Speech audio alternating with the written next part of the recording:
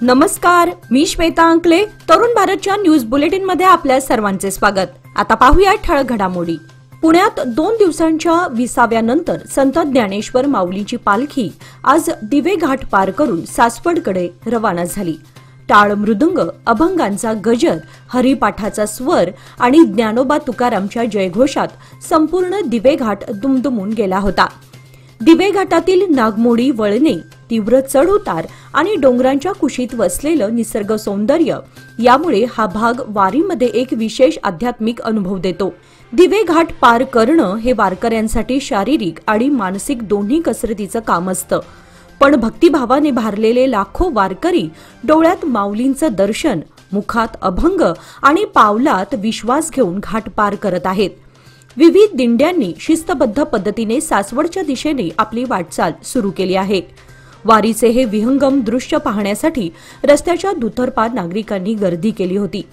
दिवे घाटातील वळणावरून वळणावर जाणारी पालखी आणि हजारो भगव्या पताका डोंगर दऱ्यांमध्ये एक अद्भुत चित्र निर्माण करत होत्या. संत तुकाराम महाराज आणि संत ज्ञानेश्वर महाराजांच्या पालख्या वारीतील हा पर्वतरूपी टप्पा पार करत सासवडमधील पुढील मुक्कामासाठी सज्ज झाल्या आहेत. अनगोळ येथील श्री ज्ञानेश्वरी पारायण सेवा अभिवृद्धी संघ यांच्या वतीने अनगोळ ते पंढरपूर पायी दिंडीचे भाविक वातावरणामध्ये आयोजन करण्यात आले. श्री विठ्ठल रुक्मिणी मंदिर, नाथपै नगर येथे ह.भ.प.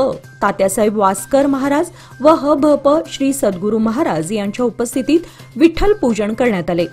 दिंडीमध्ये सहभागी होणाऱ्या वाहनांची पूजा समितीचे नेते रमाकांत कोंडुस्कर आणि सामाजिक कार्यकर्ते उमेश कुर्याळकर यांच्या हस्ते पार पडली.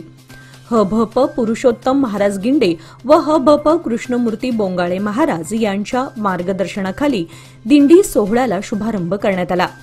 दिंडीने नाथपै नगर, बाबळे गल्ली, रघुनाथ पेठ, भांदूर गल्ली, लोहार गल्ली, मारुती गल्ली, कलमेश्वर मंदिर, राजहंस गल्ली आणि अनगोळ मुख्य रस्ता मार्गे प्रस्थान केले. या प्रसंगी माजी महापौर शोभा सोमनाचे, माजी नगरसेवक मोहन भांदुर्गे, राजू पवार, परशुराम तहसीलदार तसेच वारकरी संप्रदाय, महिला पंच कमिटी आणि स्थानिक नागरिक मोठ्या संख्येने सहभागी झाले होते. पंढरपूरच्या दिशेने निघालेली ही दिंडी वारकरी परंपरेचे दर्शन घडवत श्रद्धेचा आणि भक्तीचा संदेश देत आहे. शहरातील लेंडी नाल्याची योग्य स्वच्छता न झाल्यामुळे शेतीचे मोठ्या प्रमाणावर नुकसान होण्याचा धोका निर्माण झाला आहे. या संदर्भात शेती बचाव समितीचे नारायण सावंत यांच्या नेतृत्वाखाली महापालिकेकडे तक्रार दाखल करण्यात आली होती. या तक्रारीची दखल घेत स्थायी समिती अध्यक्ष जगदीश सौंदत्ती व महापालिका अधिकाऱ्यांनी लेंडी नाल्याची पाहणी केली. पाहणी दरम्यान नाल्यावर अतिक्रमण झालं असून काही ठिकाणी झाडे झुडपांमुळे पाण्याचा प्रवाह अडल्याचं स्पष्ट झालं. त्यामुळे पावसाचे पाणी थेट शेतात घुसत आहे. नाल्याची रुंदीही काही भागामध्ये फक्त 4 फूट असून त्यामुळे पाणी साचून शेतजमिनींना फटका बसतोय. गेल्या 20 वर्षांपासून शेतकऱ्यांकडून ही मागणी होत असतानाही महापालिकेने दुर्लक्ष केल्याबद्दल शेतकऱ्यांमध्ये संताप व्यक्त करण्यात आला. सध्या जेसीबी नेणं अशक्य असल्यानं डिसेंबरनंतर सफाई करू अशी भूमिका अधिकाऱ्यांनी घेतली. मात्र शेतकऱ्यांनी ही कारणे फेटाळून मनपाला तातडीने उपाययोजना करण्याची मागणी केली आहे. रायबाग तालुक्यातील कुडची येथे शुक्रवारी रात्री एक धक्कादायक घटना उघडकीस आली. यासीन राजेसाब जारतकर वय 22 राहणार कुडची या रिक्षाचालक तरुणाचा 11 वेळा चाकूने वार करून खून करण्यात आला. या प्रकरणामध्ये रोहित जाधव या संशयिताने स्वतःहून पोलीस ठाण्यामध्ये हजर होऊन गुन्ह्याची कबुली दिली. ही घटना कुडचीच्या सागरनगरमधील अंगणवाडीच्या परिसरात घडली असून यासीनचा मृतदेह तिथे रक्ताच्या थारोळ्यात आढळला. मृताच्या शरीरावर तब्बल 11 वेळा धारदार शस्त्राने वार झाल्याचं शवविच्छेदनात स्पष्ट झालंय. प्राथमिक माहितीनुसार यासीन रोहितकडून पैसे मागत होता. त्यामुळे रोहितने रागाच्या भरात खून केल्याचा पोलिसांचा अंदाज आहे. मात्र इतके वार एकट्याने केले की अन्य कोणी सहभागी होते याचा तपास सुरू आहे. यासीनच्या आईने आणखी 2 संशयितांची नावे दिल्यानं त्याच्याही अनुषंगाने तपास करण्यात येतोय. या घटनेनंतर परिसरात तणावाचं वातावरण निर्माण झालं असून जिल्हा पोलीस अधीक्षक डॉक्टर भीमाशंकर गुळेत, अथणीचे डीवायएसपी प्रशांत मुन्नोळी, हारुगिरीचे निरीक्षक रत्नकुमार जिरगीहाळ आदी अधिकारी घटनास्थळी दाखल झाले. यासीनच्या मागे आई वडील, गर्भवती पत्नी व भाऊ असा परिवार आहे. या दुर्दैवी घटनेने कुडचीमध्ये हळहळ व्यक्त केली जात आहे. दिल्ली संसदेचे पावसाळी अधिवेशन सुरू होण्यापूर्वी भाजपच्या नवीन राष्ट्रीय अध्यक्षांची निवड होऊ शकते. पुढील आठवड्यापासून या दिशेने हालचाली गतिमान होण्याची शक्यता आहे. याच दरम्यान वेगवेगळ्या राज्यांमध्ये नवीन प्रदेशाध्यक्षांची निवड होईल. त्यानंतर लवकरच राष्ट्रीय अध्यक्षांची निवडणूक प्रक्रिया सुरू होण्याची अपेक्षा आहे. भाजपच्या वरिष्ठ नेत्यांनी केलेल्या अनौपचारिक चर्चेतून आता नवीन अध्यक्षांची निवड पुढे ढकलली जाणार नसल्याचे संकेत मिळत आहेत. संसदेचे पावसाळी अधिवेशन 21 जुलैपासून सुरू होत आहे. साहजिकच त्याआधी संघटनेमध्ये नवीन राष्ट्रीय अध्यक्ष निवडण्याची प्रक्रिया पूर्ण होईल अशी अपेक्षा आहे. बेळगाव उत्तर मतदारसंघात गोरगरीब कामगार आणि फेरीवाल्यांच्या हितासाठी राजू सेठ फाउंडेशनने एक स्तुत्य उपक्रम राबवले आहे. अवकाळी पावसामुळे त्रस्त असलेल्या रस्त्यावरील फेरीवाले व भाजी विक्रेत्यांना छत्र्यांचे मोफत वाटप करण्यात आले. या उपक्रमामुळे अनेक विक्रेत्यांना दिलासा मिळाला असून त्यांना आपल्या व्यवसायात अडथळा न येता काम करता येणार आहे. समाजसेवक कलीमुल्ला यांच्या नेतृत्वाखाली हा उपक्रम यशस्वीरित्या पार पडला. त्यांनी स्वतः बाजारपेठांमध्ये जाऊन विक्रेत्यांना छत्र्या वितरित केल्या. विशेषतः पावसाळ्यात उघड्यावर काम करणाऱ्या कष्टकरी वर्गाला आधार देण्याचा या उपक्रमाचा हेतू आहे. आमदार आसिफ सेठ यांच्या मार्गदर्शनाखाली फाउंडेशनकडून सामाजिक उत्तरदायित्वाचे भान राखत नियमितपणे अशा उपक्रमांचे आयोजन केले जात आहे. कामगार वर्गाचा सन्मान राखणे आणि त्याच्या कल्याणासाठी प्रयत्नशील राहणे हेच फाउंडेशनचे प्रमुख ध्येय आहे. यंदा मे महिन्यात वळवाच्या पावसानंतर सुरू झालेल्या नियमित पावसामुळे बेळगावकरांसाठी दिलासादायक चित्र दिसत आहे. शहराला पाणीपुरवठा करणाऱ्या राकसकोप जलाशयातील पाणी पातळी गतवर्षीच्या तुलनेत 6 फुटांनी अधिक असून झपाट्याने वाढत आहे. त्यामुळे पाण्याच्या टंचाईची चिंता यंदा दूर होणार आहे. राकसकोप जलाशयात सध्या 2457 फूट पाणी असून झपाट्याने वाढत आहे. हिडकल जलाशयातही यंदा मोठी वाढ झाली असून सध्या 15.330 टीएमसी पाणी आहे. तर गतवर्षी याच दिवशी 7.929 टीएमसी पाणी साठा होता. म्हणजेच 8 टीएमसी पाणी साठा अधिक आहे. 8468 क्युसेक पाण्याची आवक असून 126 क्युसेक विसर्ग केला जातोय. नविलू तीर्थ जलाशयातही 4 टीएमसीने वाढ झाली असून सध्या 12.200 टीएमसी पाणी आहे. सध्या पावसाने जोर पकडल्यामुळे सर्व जलाशयांमध्ये पाण्याची आवक सुरू असून आगामी काळामध्ये पातळीमध्ये आणखी वाढ होण्याची शक्यता आहे. शहरातील कॅम्प परिसरात नव्याने विकसित करण्यात आलेल्या उद्यानाचे उद्घाटन ब्रिगेडियर जॉयदीप मुखर्जी यांच्या हस्ते शनिवार दिनांक 21 जून रोजी करण्यात आले. या कार्यक्रमाप्रसंगी लष्करी अधिकारी, नागरिक व विविध मान्यवरांची उपस्थिती होती.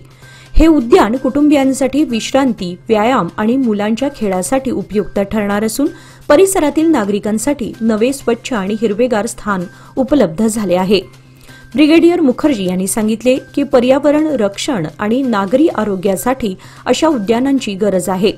लष्कर आणि नागरी प्रशासनाच्या संयुक्त सहकार्यातून हे उद्यान साकारण्यात आले असून यामध्ये शतपावली करण्यासाठी ट्रॅक, विविध खेळण्याचे साहित्य, बाग व प्रकाश व्यवस्था यांची उत्तम सुविधा करण्यात आल्या आहेत.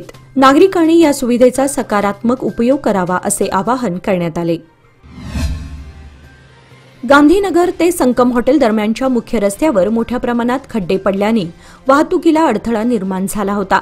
मात्र आज राष्ट्रीय महामार्ग विभागाच्या अधिकाऱ्यांशी संपर्क साधून बेळगाव शहर वाहतूक पोलिसांच्या पुढाकाराने या खड्ड्यांवर डागडुजीचे काम तातडीने सुरू करण्यात आले आहे. वाहतूक सुरळीत ठेवण्यासाठी आणि अपघात टाळण्यासाठी हे काम युद्धपातळीवर हाती घेण्यात आले आहे. खड्डे बुजवण्यामुळे या मार्गावरील वाहन चालकांना दिलासा मिळणार असून सध्या वाहतूक पोलीस देखील रस्त्यावर उपस्थित राहून मार्गदर्शन करत आहेत. बेळगाव शहर वाहतूक पोलीस विभागाने नागरिकांना सहकार्य करून वाहने सावकाश चालवण्याचे आदेश दिले आहेत. बेळगाव शहराजवळील देसूर येथील ग्रीन पार्क येथे आपल्याला एनए लेआउट झालेले 30 बाय 40 फूट आणि 40 बाय 60 फूट या आकारातील रेसिडेन्शियल प्लॉट्स उपलब्ध आहेत. तेही 100% कायदेशीर, टाउन प्लॅनिंग अप्रुव्हल आणि KJP नंबर प्राप्त झालेले. तसेच 40 फीट रुंद कॉन्क्रीटचे रस्ते, LED street lights, borewell, play area आणि भरपूर स्पेशियस पार्किंग, त्यामुळे हा प्रोजेक्ट नसून ही आहे भविष्यातील सुवर्ण संधी. अधिक माहितीसाठी आजच संपर्क साधा. Lokmanya reality, shop number 6, Krish residence, Somwarpeth, Tilakwadi, Belgaum. लोकमान्यच्या मुदत ठेव योजना म्हणजेच सुयोग्य कालावधी सर्वोत्तम व्याजदर. आता तुमच्या गुंतवणुकीवर मिळवा 10.60% परतावा. अधिक माहितीसाठी आजच संपर्क करा 1800212405. लोकमान्य, प्रत्येक पावलावर तुमच्या सोबत. योजना फक्त सभासदांकरिता. नियम व अटी लागू. हरिकाका कंपाऊंड ते लेंडी नाला या राष्ट्रीय महामार्गाशेजारी अनधिकृतपणे कचरा टाकणाऱ्या ट्रॅक्टर चालकावर महापालिकेच्या अधिकाऱ्यांनी कारवाई केली. मृत जनावरे, सडलेले अन्नपदार्थ आणि टाकाऊ वस्तूंमुळे परिसरात दुर्गंधी पसरली होती. कचरा टाकण्यासाठी आलेल्या ट्रॅक्टरला नंबर प्लेटही नव्हती. सामाजिक कार्यकर्ते नारायण सावंत यांनी ट्रॅक्टर चालकाला अडवून जाब विचारला. त्यावेळी महापालिकेच्या आरोग्य निरीक्षकांना बोलावून सर्व कचरा तात्काळ उचलण्याचे आदेश देण्यात आले. वेळेत साफसफाई न झाल्यास दंडात्मक कारवाईचा इशाराही अधिकाऱ्यांनी ट्रॅक्टर चालकाला दिला. शहराच्या मध्यवर्ती भागातील कसाई गल्लीमध्ये जलवाहिनी घालण्यासाठी काही दिवसांपूर्वी करण्यात आलेल्या खोदाईनंतर रस्त्याची केवळ तात्पुरती डागडुजी करण्यात आली होती. मात्र हलक्या पावसातच माती खचल्यानं मोठ्या चरी पडल्या आहेत आणि त्यामुळे हा रस्ता सध्या अपघातप्रवण क्षेत्र बनलाय. दिवसा तरी नागरिक मार्ग चुकवत प्रवास करू शकतात, पण रात्रीच्या वेळी अंधारात या खड्डे व खचलेल्या भागांची जाणीव न झाल्यानं वाहनधारक अपघातग्रस्त होत आहेत. आधीच अरुंद असलेल्या या रस्त्यावरून दुचाकी आणि चारचाकी वाहनांची वाहतूक सुरू असताना हा खचलेला भाग प्राणघातक ठरतोय. शहरामध्ये सध्या विविध ठिकाणी जलवाहिन्या, ड्रेनेज पाईपलाईनसाठी खोदकाम सुरू आहे. मात्र काम पूर्ण झाल्यानंतर संबंधित विभागाने रस्त्यांची योग्य दुरुस्ती न केल्याने नागरिकांचे हाल सुरू आहेत.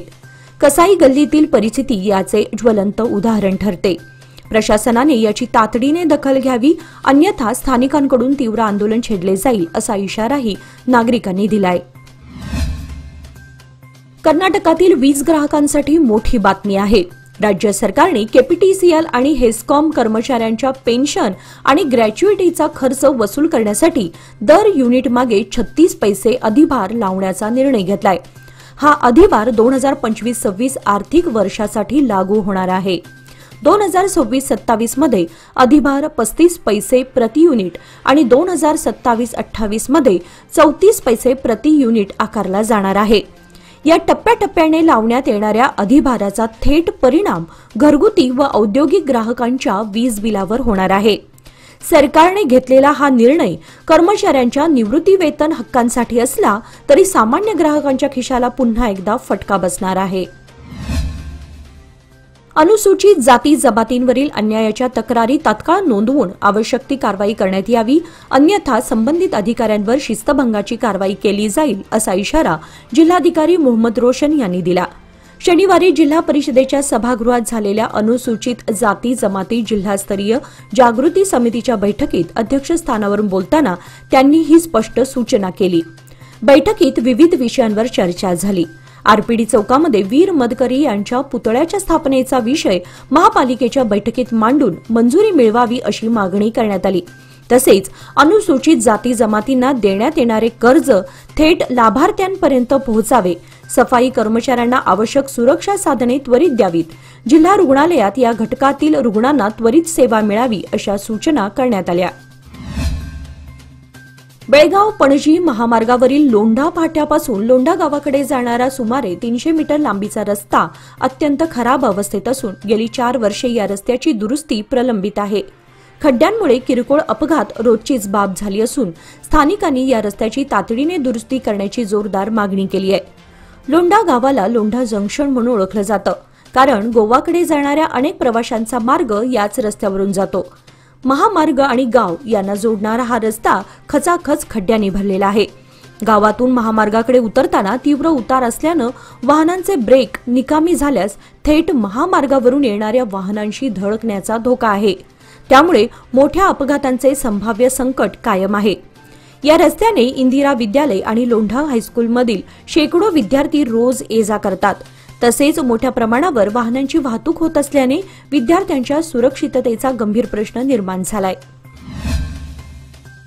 गोवा वेस्टपासून रेल्वे ओव्हरब्रिज पर्यंतच्या मुख्य रस्त्यावर जलवाहिनी टाकण्यासाठी खोदकाम केल्यानंतर तयार झालेले खड्डे व पेव्हरचा खराब दर्जा नागरिकांच्या आणि वाहन चालकांच्या जीवावर बेतू शकतो अशी तक्रार स्थानिक नागरिकांकडून होत आहे।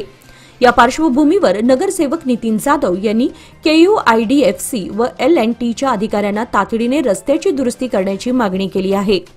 24 तास पाणी पुरवठा योजनेसाठी शहरात ठिकठिकाणी जलवाहिनी घालण्याचं काम सुरू आहे। मात्र खोदकाम झाल्यानंतर केवळ चरी माती टाकून सोडून दिल्यामुळे पावसात रस्ते धोकादायक खड्ड्यांनी भरलेत। त्यामुळे दुचाकी आणि चारचाकी वाहन चालकांना प्रवास करताना अपघाताचा धोका वाढलाय। ज्या ठिकाणी जलवाहिनी टाकण्यात आली आहे त्या सर्व ठिकाणी चिखल, खचलेले रस्ते आणि वाहतूक अडथळे निर्माण झालेत। कॉन्क्रीट रस्ते फोडल्यानंतर डांबरीकरण किंवा योग्यरित्या पुनर्बांधणी न केल्यानं ही परिस्थिती ओढवली आहे। त्यामुळे या रस्त्यांची तातडीने दुरुस्ती करावी अशा सूचना अधिकाऱ्यांना देण्यात आल्या। महापालिका व वाहतूक पोलिसांच्या अतिक्रमण हटाव मोहिमेला काकतीवेस परिसरात विरोध झाला। तेथील एका व्यावसायिकाच्या आस्थापनासमोरील फलक हटवण्याची कारवाई सुरू असताना त्या व्यावसायिकाकडून आक्षेप घेण्यात आला। फलक आपल्या हद्दीत असल्याचा दावा त्या व्यावसायिकाने केला, पण फलक रस्त्यावरच असल्याचा दावा करत महापालिकेच्या कर्मचाऱ्यांकडून तो हटवण्यात आला। विरोधामुळे काकतीवेस परिसरात काही काळ ही मोहीम थांबवावी लागली। बेळगाव शहराच्या बाजारपेठेतील अतिक्रमण हटाव मोहीम महापालिका व वाहतूक पोलिसांकडून सलग तिसऱ्या दिवशीही राबवण्यात येत आहे। निपाणी आठवडा बाजारातून एकाच दिवशी 7 किमती मोबाईल चोरट्यांनी लंपास केल्याची घटना उघडकीस आली आहे। त्यामुळे नागरिकात भीतीचं वातावरण पसरलंय। निपाणी शहरामध्ये जुना motor stand, Chate market, Shivaji chowk, Guruwarpeth या ठिकाणी आठवडी बाजार भरतो। दरम्यान बाजार करण्यासाठी आलेल्या नागरिकांचे किमती मोबाईल बघता बघता लंपास केले। त्यामुळे चोरीस गेलेल्या नागरिकांची एकच धावपळ उडाली। त्यांनी त्वरित निपाणी शहर पोलीस स्टेशन गाठले। याबाबत नागरिकांनी मोबाईल चोरीबाबत फिर्याद दिली आहे। बहुचर्चित असणाऱ्या संकेश्वर नगर परिषदेच्या उपनगराध्यक्ष पदाच्या निवडणुकीला अखेर सोमवार दिनांक 23 जून रोजी मुहूर्त मिळालाय। आगामी 4 महिन्यांच्या कालावधीसाठी उपनगराध्यक्ष पदाची निवड होणार असून भाजप प्रणित नगरसेवक सचिन भोपळे यांच्या नावावर उपनगराध्यक्ष पदाचा शिक्कामोर्तब होणार अशी चिन्हे आहेत। गत महिन्यामध्ये उपनगराध्यक्ष विवेक वळली यांनी उपनगराध्यक्ष पदाचा राजीनामा दिल्यामुळे उपनगराध्यक्ष पद रिक्त झाले होते। या पदासाठी सोमवार दिनांक 23 जून रोजी निवडणूक होऊ घातली आहे। याचबरोबर आजचे बातमीपत्र इथे संपले। अधिक माहिती आणि ताज्या घडामोडींसाठी पाहत रहा तरुण भारत न्यूज चॅनल। तसेच आमच्या चॅनलला लाईक, शेअर आणि सबस्क्राइब करायला विसरू नका। आणि विश्वासार्ह बातम्यांसाठी दररोज वाचा दैनिक तरुण भारत। धन्यवाद।